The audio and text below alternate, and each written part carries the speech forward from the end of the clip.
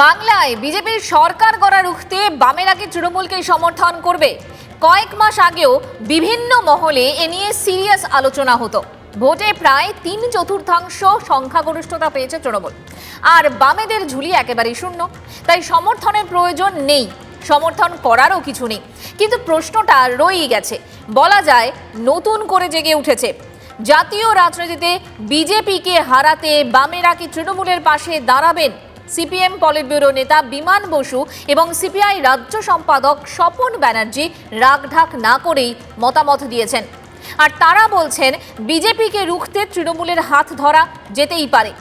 এই নিয়েই আমাদের আজকের আলোচনা। আমাদের ওয়ার্ড বেঙ্গল থিংস টুডে আপনাদের সঙ্গে রয়েছি আমি মঞ্জিরা। আমাদের আজকের আলোচনা, মমতাকে সমর্থনেও রাজি, বাম কি এবার ডান ঘেঁষা? প্রশ্ন উঠছে। শুরুতেই 4 জনের 4টি বক্তব্য শোনাবো আপনাদের। পরিষ্কার বক্তব্য, কোনো রাগঢাক নেই, কোনো ধোঁয়াশাও নেই। কি বক্তব্য শুনুন। কথাটা হয়তো আমরা বক্তৃতায় বলে থাকবো বিজেমূল, বিজেপি আর তৃণমূল যোগ করে ওই শব্দগুলো কতগুলো বিভ্রান্তির জন্ম দেয়, এবং কার সঙ্গে লড়াই, কে প্রধান শত্রু, এই সব নিয়ে খানিকটা অস্পষ্টতা তৈরি হয়।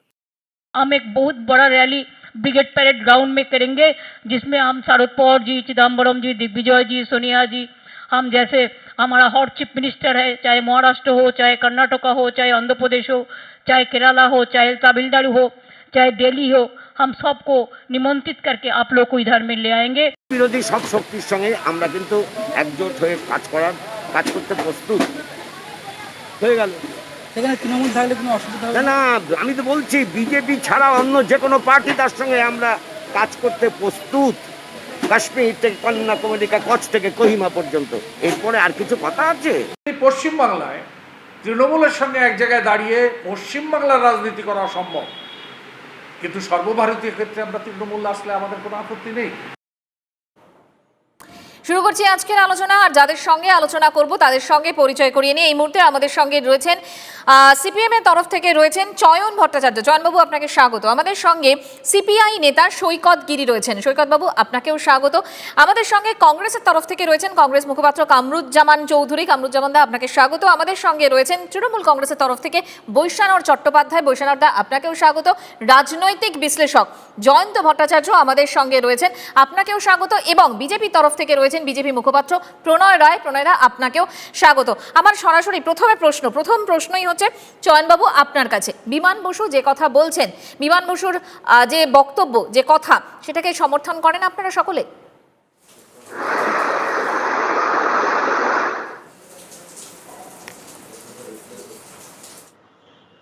একটা ক্লিপিংস দেখানো হয়েছে, এটা নিয়ে আমাদের যা বক্তব্য সেটা আমাদের পার্টির বক্তব্য।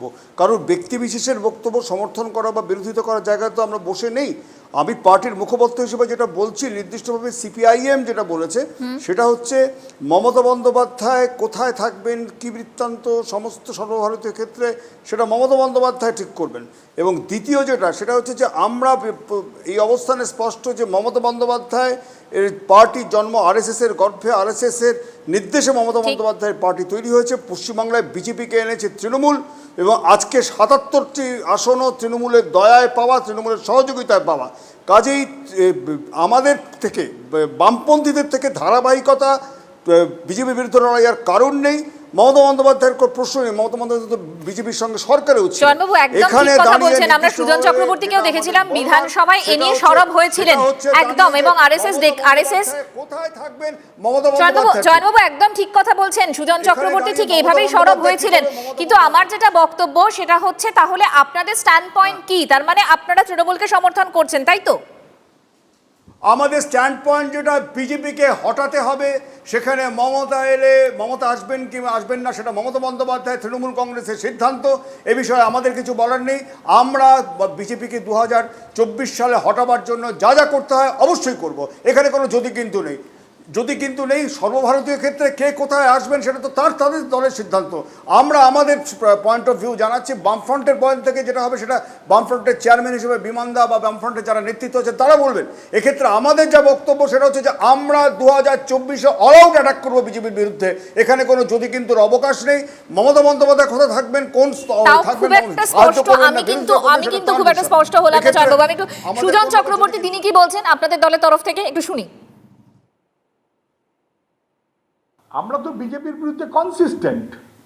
2004 সালে লোকসভা নির্বাচনে বিজেপিকে হারাতে হবে, তখন মমতা ব্যানার্জি বিজেপির সঙ্গে। বিজেপিকে হারাতে হবে বলে আমরা আহ্বান দিয়েছিলাম, যেখানে আমরা আছি আমরা, যেখানে আমরা নেই বিজেপিকে যে হারাতে পারে, এমনকি কোথাও যদি কংগ্রেস থাকে কংগ্রেস তাকে পর্যন্ত যেতে হবে। কারা বলতে পারে যে এই কথাটা আমরা ছাড়া? আজ মমতা ব্যানার্জি হঠাৎ ভাব দেখালে হবে নাকি? উনি তো বিজেপির সঙ্গে থেকেছেন, বিজেপির সঙ্গে ঘর করেছেন। এমনকি গতকালকেও দুরকম বার্তা দিয়ে যাচ্ছেন। দিল্লিতে গেছেন, সোনিয়া গান্ধীর সঙ্গে দেখা করেছেন, আবার বিরোধী দলগুলোর পেগাসাস সংক্রান্ত মিটিংয়ে অনুপস্থিত থেকে মোদিজিকে বার্তা দিয়েছেন, দেখো ভাই আমি কিন্তু দুদিকে যাচ্ছি।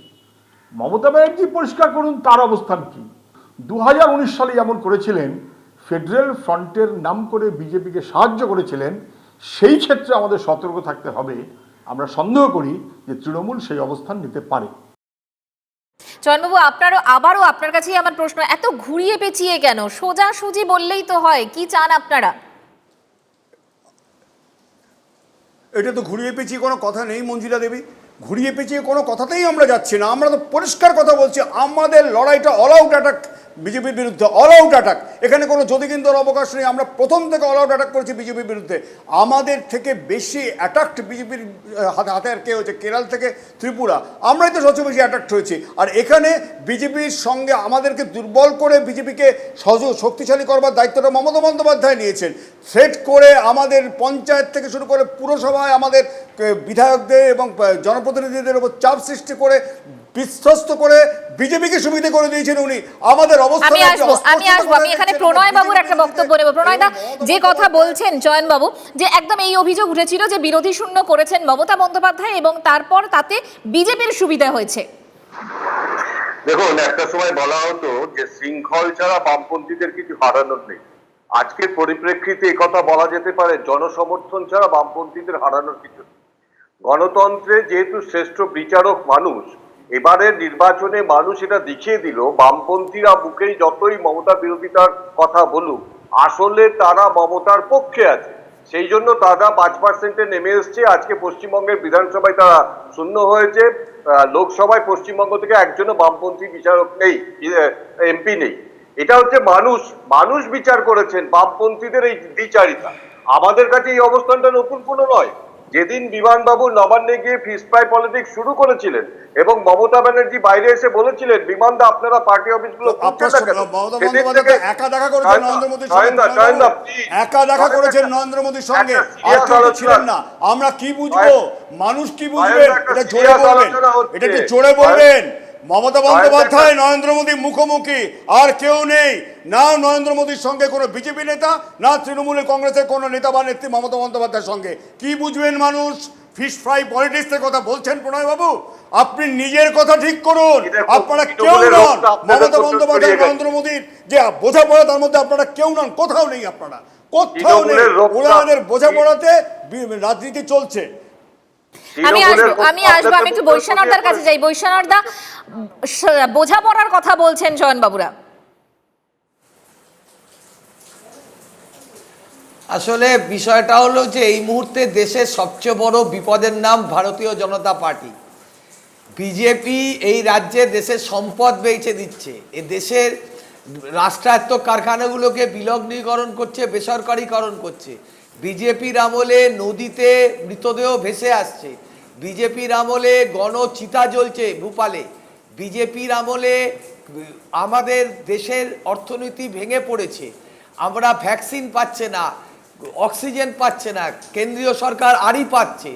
তাই এই সমস্ত জনস্বার্থ বিরোধী যে সিদ্ধান্তগুলো, এর বিরুদ্ধে সবচেয়ে সোচ্চার কণ্ঠের নাম মমতা বন্দ্যোপাধ্যায়। তাই মমতা বন্দ্যোপাধ্যায় তৃতীয়বার জয়ের পর যখন দিল্লিতে গেলেন, তখন কমলনাথ, আনন্দ শর্মা, সোনিয়া গান্ধী তার সঙ্গে মিটিং করলেন, কারামাজি আজকে মিটিং করছেন, 21শে জুলাই শারদ পাওয়ার এসেছিলেন, আজকে সারা দেশের সমস্ত রাজ্যের নেতারা, দেশের নেতারা এসে মমতা বন্দ্যোপাধ্যায়কে সেন্ট্রাল লিডারশিপে আসতে বলছেন এবং মমতা বন্দ্যোপাধ্যায় তাই বলছেন যে আমি দরকার হলে ক্যাডারের ভূমিকা পালন করছি, যাতে দেশ থেকে বিজেপিকে পরাজিত করতে হবে। নরেন্দ্র মোদী 1000 বিজেপির নেতাকে নিয়ে এসেও এই রাজ্যে মমতা বন্দ্যোপাধ্যায়ের কাছে পরাজিত হয়েছেন, শোচনীয়ভাবে পরাজিত হয়েছেন। 213টা আসন পেয়েছেন মমতা বন্দ্যোপাধ্যায়।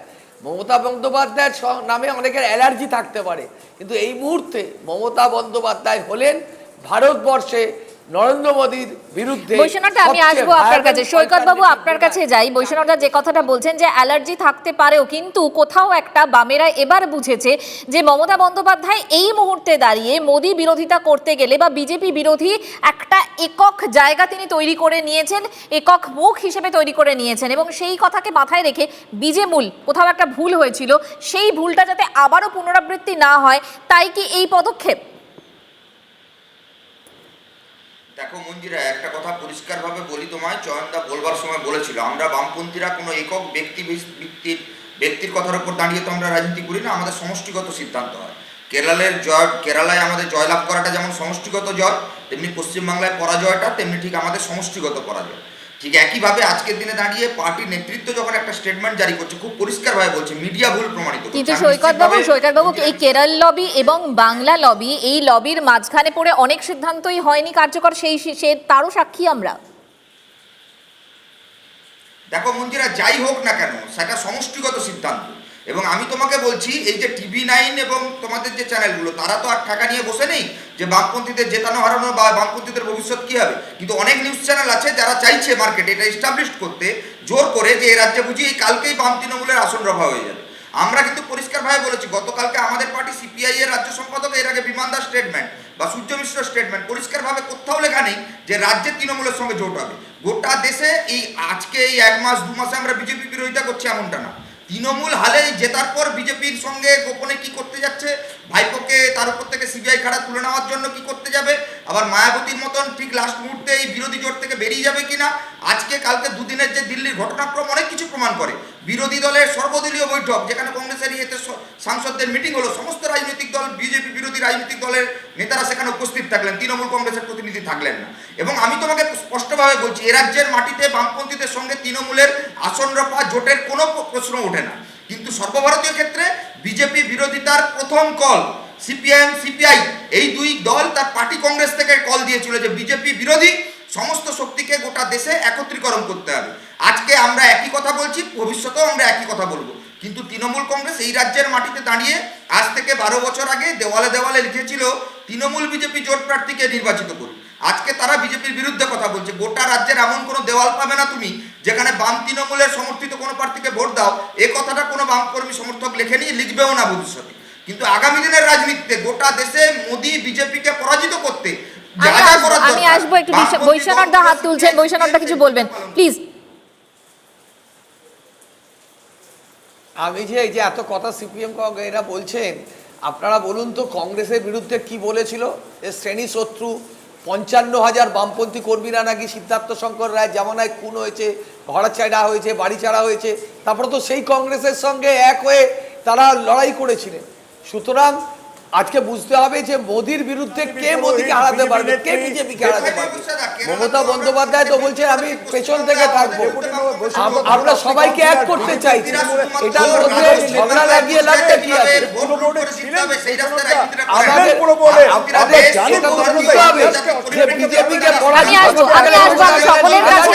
আমি কংগ্রেসের মুখপাত্র এখানে যেখানে রয়েছেন কামরুজ্জামান চৌধুরী, তার কাছেই যাব। কামরুজ্জামান দা, আমার প্রশ্ন হচ্ছে 2016 সালে আপনারা বামেদের সঙ্গে জোট করলেন এবং তাতে 77টা আসন পেলেন এবং খুব একটা ভালো ফল হয়নি, তারপরেও আপনারা সেই জোটটাকে ধরে রাখলেন এবং এবারে দেখলাম একেবারে শূন্য, সেরকম কিছু পেলেনই না। এরপর আপনারা কি করবেন?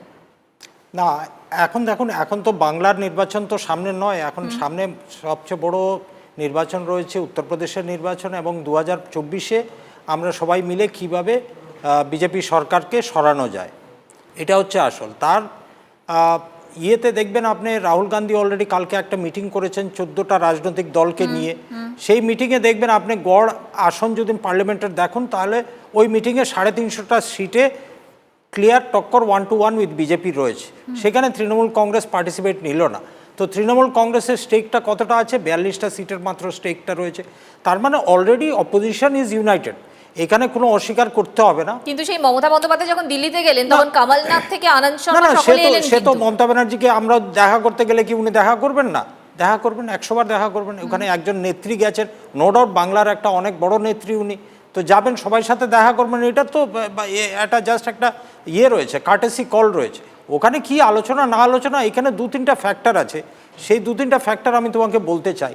দেখো, আজকে এমনভাবে বাংলা নির্বাচনটা দেখিয়ে দিয়েছে পুরো দেশকে যে যদিন একটা অ্যাকিউট পোলারাইজেশন যদিন একটা সৃষ্টি হয়, সেই জায়গাটা কিভাবে রিভার্স পোলারাইজেশন করে মমতা ব্যানার্জি জিতল। এবার যদি আমরা সব এক জায়গাতে এসে, আমি মানে সত্যি ফ্র্যাঙ্কলি সোজা সাপটা কথা বলতেই ভালোবাসি, এবার যদি পুরো রাজ্যর সব রাজনৈতিক দল, আঞ্চলিক রাজনৈতিক দল এক জায়গায় হয়ে বলে যে আমরা বিজেপিকে সরাতে চাই, হয়ে গেল, আমরা ধরে নিলাম প্রদেশের কি ভূমিকা হবে এই রাজ্যে। আমি সেই কথাটা বলছি, যদি সবাই যদি যে যার মতন এলো, ওয়াইএসআর এলো, স্ট্যালিন এলো, শারদ পাওয়ার এলো, আমরা এলাম, সবাই মিলে আমরা ইলেকশন 2024-এ একসাথেই লড়লাম, কেউ একের পর আরেকটা হলো না, তখন কি হবে? একটা রিভার্স পোলারাইজেশনে আবার তো বিজেপি গেইন করলো ওই জায়গাটায়। তো এইটা এরকম এত সোজা জেনারেলাইজ করলে হবে না অপোজিশন ইউনিটিটা।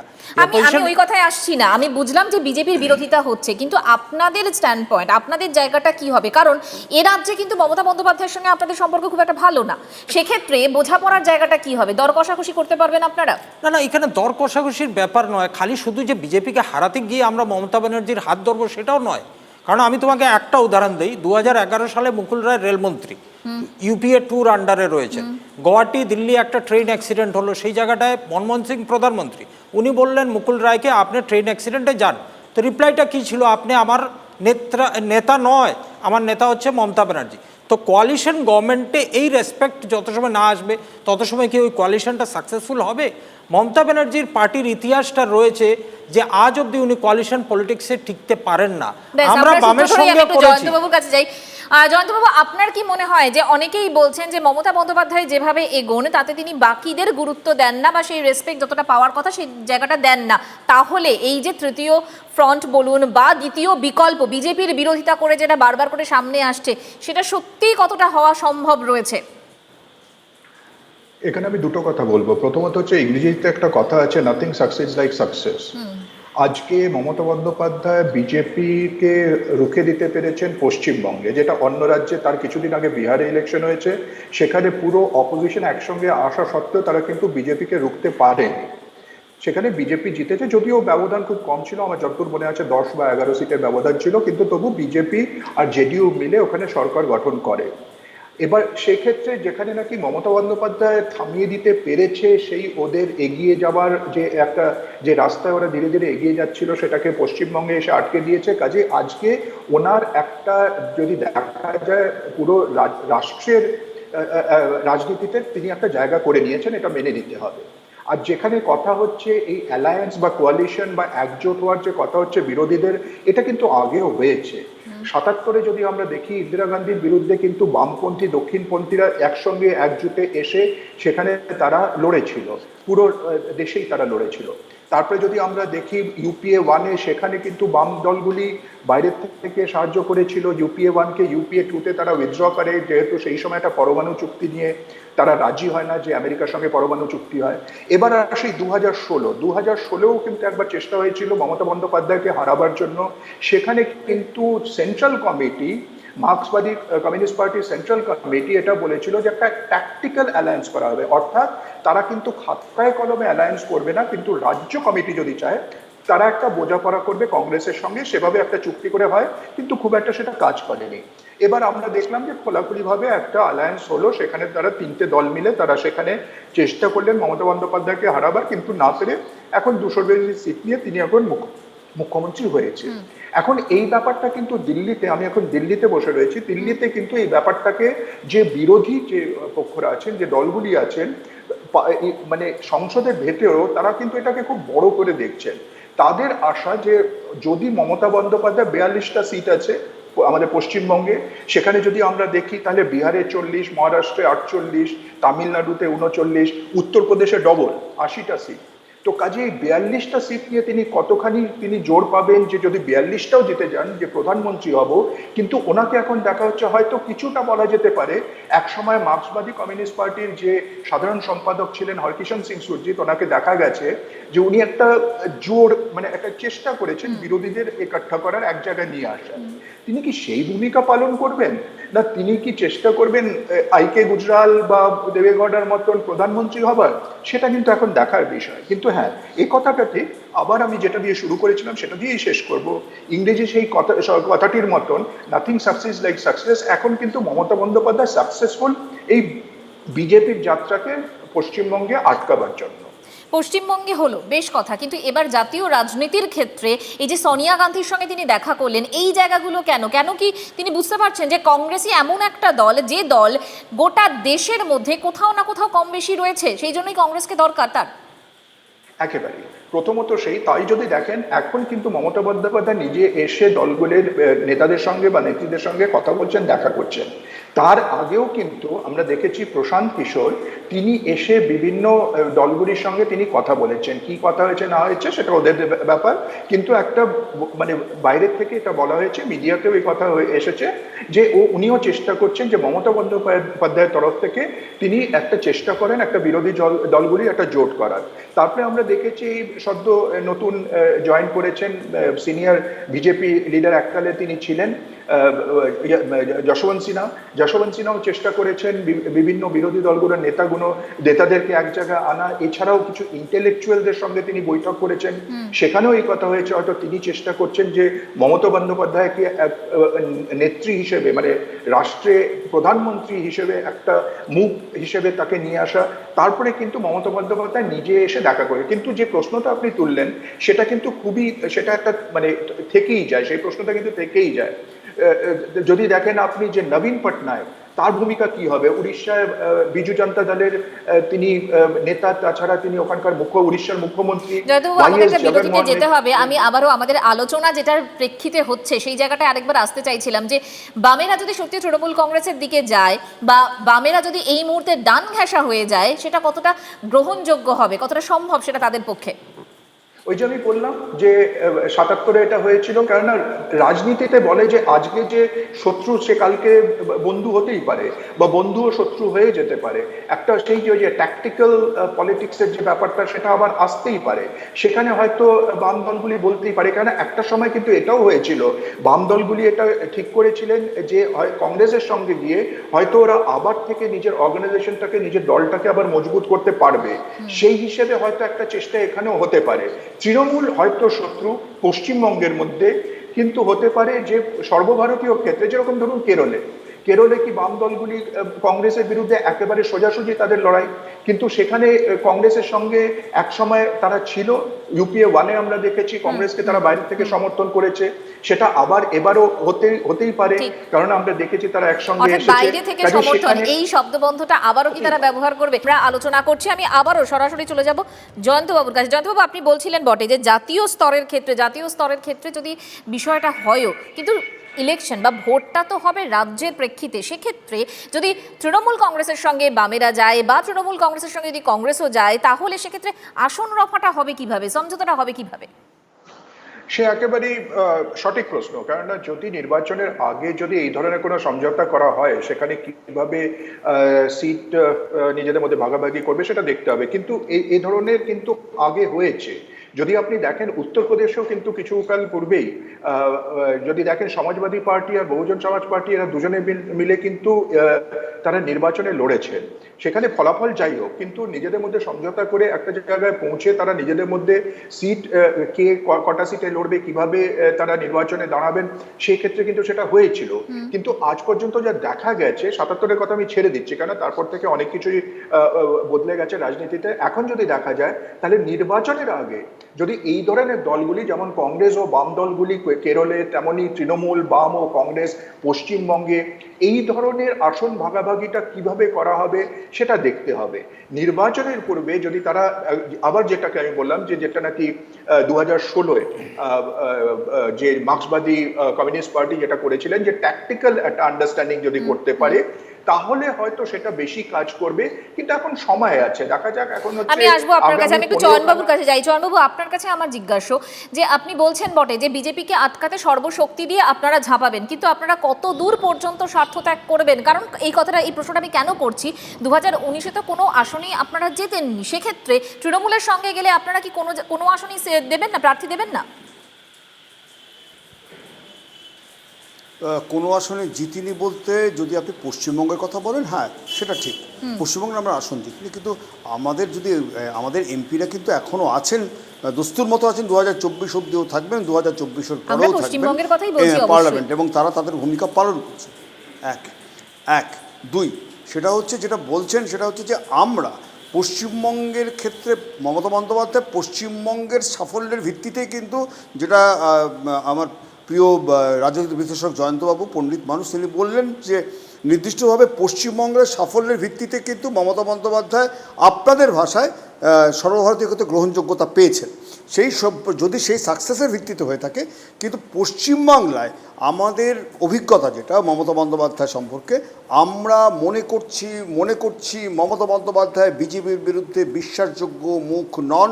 এর আগেও ফেডারেল ফ্রন্টের নামে বিজেপির বিরুদ্ধে যে ঐক্যবদ্ধ চেহারাটা 2019-এর লোকসভা নির্বাচনের আগে তিনি কিন্তু যথেষ্ট ক্ষতি করেছিলেন, এবং সেটা তার আমাদের যে অল আউট অ্যাটাক, সেটা কিন্তু বিজেপির বিরুদ্ধে দানা বাঁধতে পারেনি মমতা বন্দ্যোপাধ্যায়ের জন্যই। ওখানে কোনো রকম যদি কিন্তু নেই, বিজেপির শক্তি বৃদ্ধি হয়েছিল গোটা ভারতবর্ষে, যেমন তেমনি এখানেও যেখানে 18টা সিট বিজেপির লোকসভায় বা পশ্চিমবাংলা থেকে কেউ ভাবতে পারতো না। সাম্প্রদায়িক বিভাজন কিন্তু সেই সময় থেকে শুরু হয়ে গিয়েছিল। সাম্প্রদায়িক বিভাজনের পাল্টা কিন্তু আরেকটা সাম্প্রদায়িক বিভাজনের রাজনীতি মমতা বন্দ্যোপাধ্যায় করেছিলেন, যার ফল তাকে নিজে ভুগতে হয়েছে। আমি সে প্রসঙ্গে এখন যাচ্ছি না, অবান্তর হয়ে যাবে বিষয়টা, কিন্তু এটা ঘটনা পশ্চিমবাংলায় সাম্প্রদায়িক রাজনীতি। আপনারা যতই এই যুক্তিগুলো খাড়া করুন না কেন, এই মুহূর্তে আপনাদের সমস্ত যুক্তি তো রাজ্যের মানুষের কাছে অবান্তর হয়ে গেছে। আমি আসবো আপনার কাছে। প্রণয়বাবু, আপনার কাছে আমার প্রশ্ন, যে যেভাবে চয়নবাবুরা বলছেন মমতা বন্দ্যোপাধ্যায় সবটা আপনাদের করে দিয়েছেন, সুবিধা পাইয়ে দিয়েছেন, আপনারা কিছুই করেননি, তার মানে হয়েছে, এর আগে হয়েছে, আজকের প্যানেলটা তো তার মানে কি দাঁড়াচ্ছে? আমরা কিছুই করেছি, আমরা অল আউট অ্যাটাক, আমাদের যে ইস্যুগুলো। চয়নবাবু, আমি আসবো আপনার কাছে। প্রণয়দা নিয়ে আমরা লড়েছিলাম পশ্চিমবাংলায়, না ভদ্রলোকের ডিবেট এইভাবে হতে পারে না। যদি আবার সুযোগ দেন আমি আবার বলবো। আমি আসবো আপনার কাছে। প্রণয়দা, দেখুন, আজকের আপনাদের প্যানেলটা তো 1:4, আর আমরা এখানে যারা আছি সবাই ভদ্রলোক, আমি আশা করি। তাহলে যার যখন সময় একটু বলতে দিতে হয়, মাঝখানে চিৎকার করলে ভার্চুয়ালি যারা থাকে খুব অসুবিধা হয়। যে দেখুন, চয়নবাবু যেটা বলছে সেটা চয়নবাবু বলতেই পারেন। আজকে পশ্চিমবঙ্গে মমতা ব্যানার্জি আমাদেরকে নিয়ে এসছেন, সারা ভারতবর্ষে কোথাও কেজরিওয়াল আমাদেরকে নিয়ে গেছেন, এটা বলে যদি বামপন্থীর আত্মতুষ্টিতে ভোগে আমাদের কিছু বলার নেই। দেখুন, আজকে কেন্দ্রে যে সরকারটি চলছে, 31টি দল নিয়ে এনডিএর জোটের সরকার চলছে। এর আগে দুটো টার্মে ইউপিএ 1, ইউপিএ 2 দেশবাসী দেখেছে। ইউপিএ 1-কে সমর্থন করেছিল বামপন্থীরা, 3 বছর পরে সমর্থন তুলে নিয়েছিল। ইউপিএ 2-কে সমর্থন করেছিল তৃণমূল কংগ্রেস, 2 বছরের মধ্যে সমর্থন তুলে নিয়েছিল। এইটা হচ্ছে আজকে যাদেরকে নিয়ে আমরা আলোচনা করছি, বিজেপি বিরোধী জোটকে নিয়ে যাদেরকে আলোচনা করছি, যে দলগুলোকে নিয়ে, তাদের ইতিহাস হচ্ছে এটা। তো পশ্চিমবঙ্গের আকালি দল সমর্থন কার তুলেছিল? আকালি দল, শিবসেনা। প্লিজ দাদা, আপনার সময় বলবেন প্লিজ। না, ওটাও বলে দিতে একটু পেশেন্স রাখুন। এত উতালা হচ্ছে কেন? আপনার সময় নিশ্চয়ই বলবেন। এত অভদ্রতা কেন? প্রণয়দা বলুন।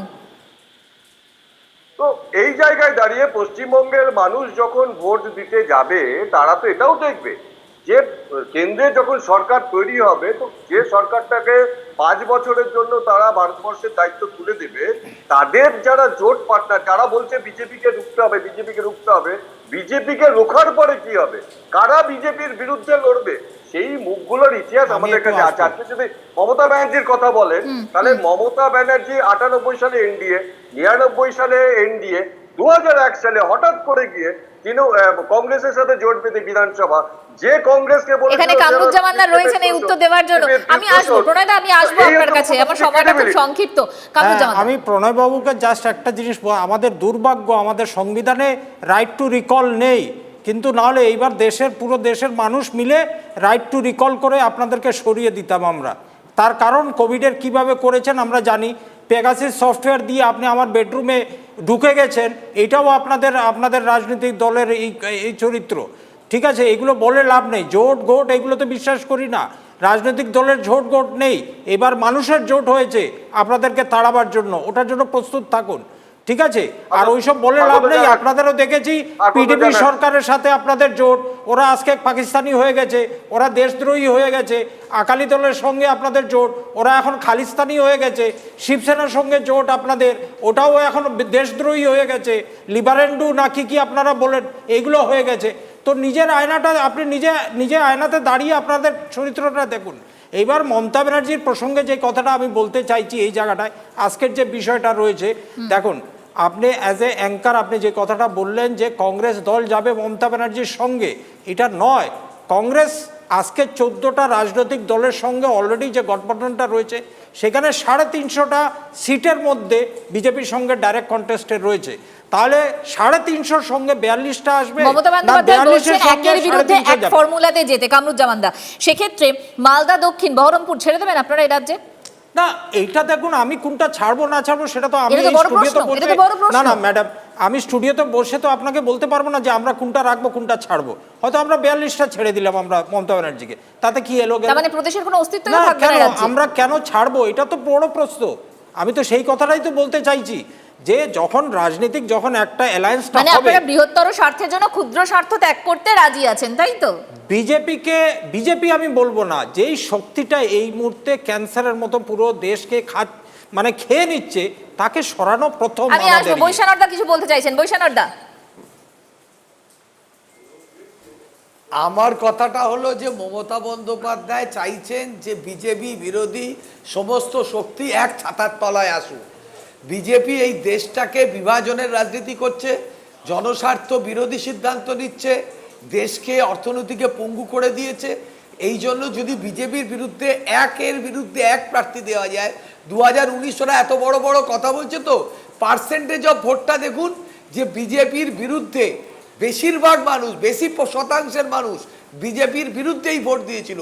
কিন্তু বিরোধী ভোট ভাগ হয়ে যাওয়াতে বিজেপি 303টা সিট পেয়ে গেছিল।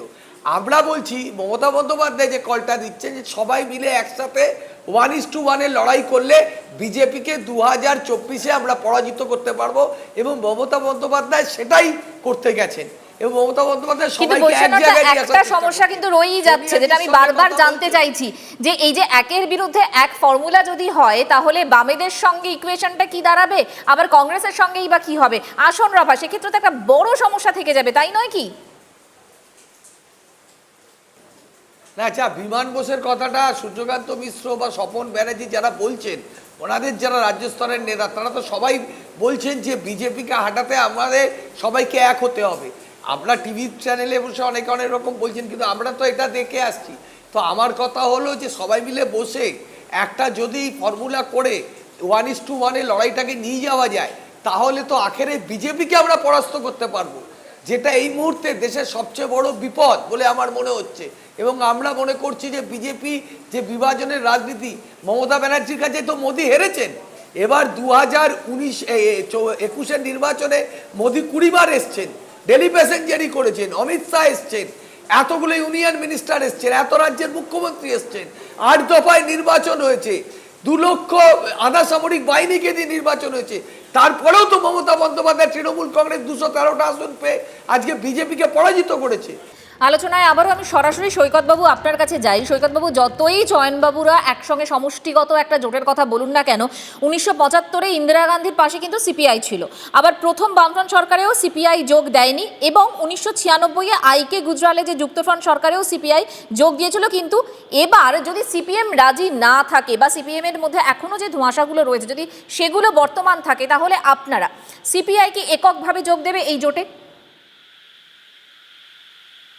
দেখুন, এক হচ্ছে যদি তবে কিন্তুর ওপর দাঁড়িয়ে রাজনীতি হয় না।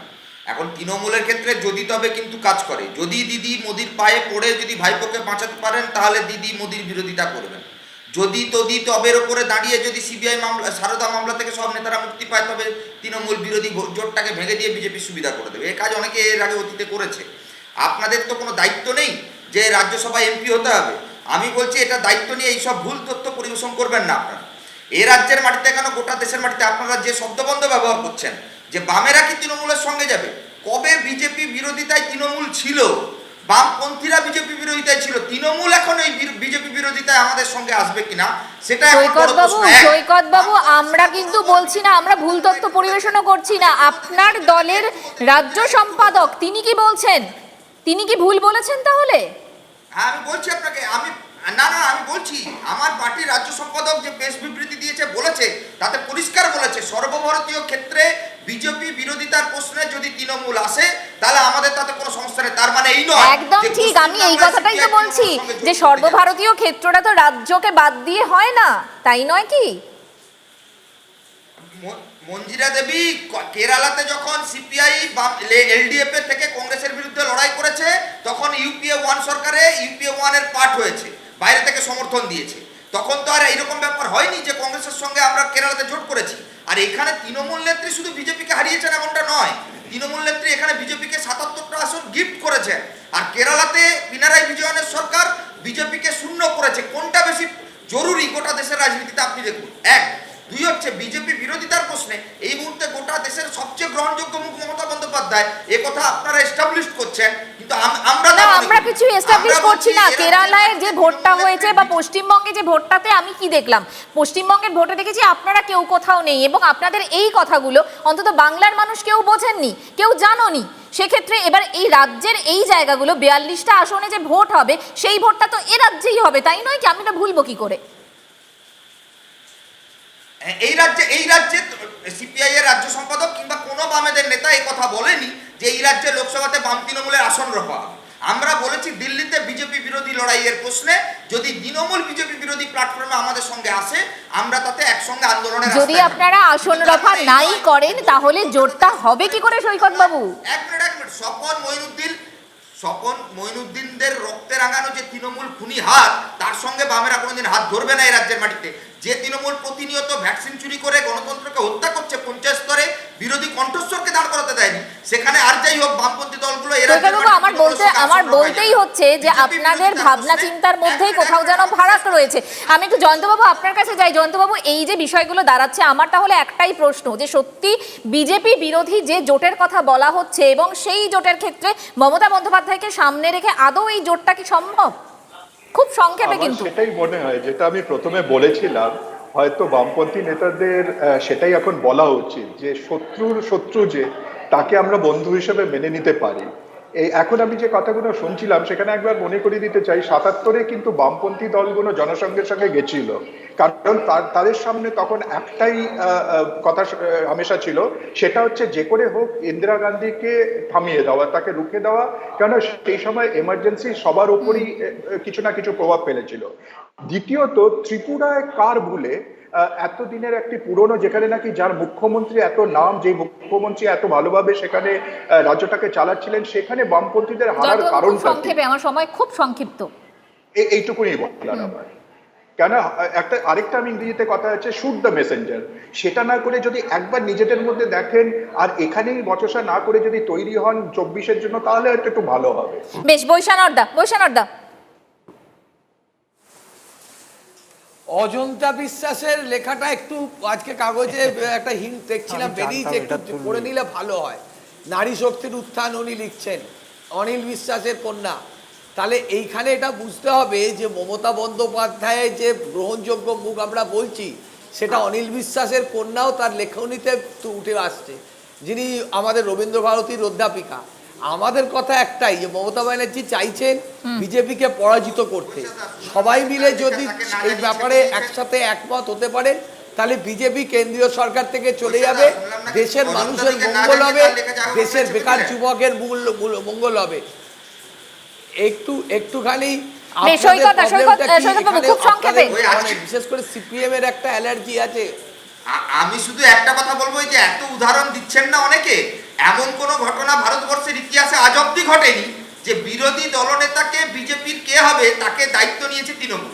এ রাজ্যের বিরোধী দলনেতা শুভেন্দু অধিকারী। বেশ, আমার সময় খুব সংক্ষিপ্ত, আমি চয়নবাবুর কাছে খুব ছোট্ট করে জানতে চাইবো, জোট কি সত্যি সম্ভব হবে? আপনি খোঁজ নিয়ে দেখুন, সেটা তৃণমূলের দয়া দাক্ষিণ্যে, তৃণমূলের চয়নবাবু খুব সংক্ষেপে। অসম্ভব তো কিছু নয়, সর্বভারতীয় জোট তো সম্ভব, কিন্তু আমি তো সংক্ষেপেই বলছি, আপনি আমাকে বলতে দিলে তবে তো। দ্বিতীয় যেটা হচ্ছে সেটা হচ্ছে পশ্চিমবাংলার ক্ষেত্রে যে প্রেক্ষিত, সে প্রেক্ষিত বদলাবে না। আমাদের যে তৃণমূলের বিরুদ্ধে যে লড়াই, বিজেপির বিরুদ্ধে যে লড়াই, সে লড়াই জারি থাকবে, থাকছে। এখানে কোনো যদি কিন্তুর অবকাশ নেই। লড়াইটা জারি ছিল, আছে, থাকবে। তৃণমূলের সঙ্গে পশ্চিমবাংলায় কোনো রকম বোঝাপড়ার সম্ভাবনা থাকছে না। বেশ, আপনাদের সকলকে অনেক ধন্যবাদ। একটা কথা বলতেই হয় যে গাছের কাঁঠাল আপাতত তোলাই থাক, মোদি বিরোধী যে জোট, সেই জোট কোন ফর্মুলায় হয় সেদিকে অবশ্যই আমাদের নজর থাকবে। আপাতত আলোচনা এখানেই শেষ করছি। আপনাদের সকলকে ধন্যবাদ আমাদের সঙ্গে থাকার জন্য। কেউ কোথাও যাবেন না, কারণ খবর আরও রয়েছে। দেখতে থাকুন TV9 বাংলা, প্রথম থেকেই প্রথমে।